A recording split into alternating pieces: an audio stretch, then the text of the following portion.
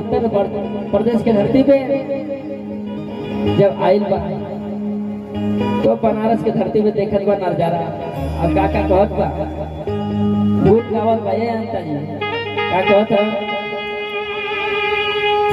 कि मिसरी से मीठ लागे जियो हर मिसरी से मीठ लागे अरे भोजपुरिया बोली हो अरे मिसरी से मीठ लगे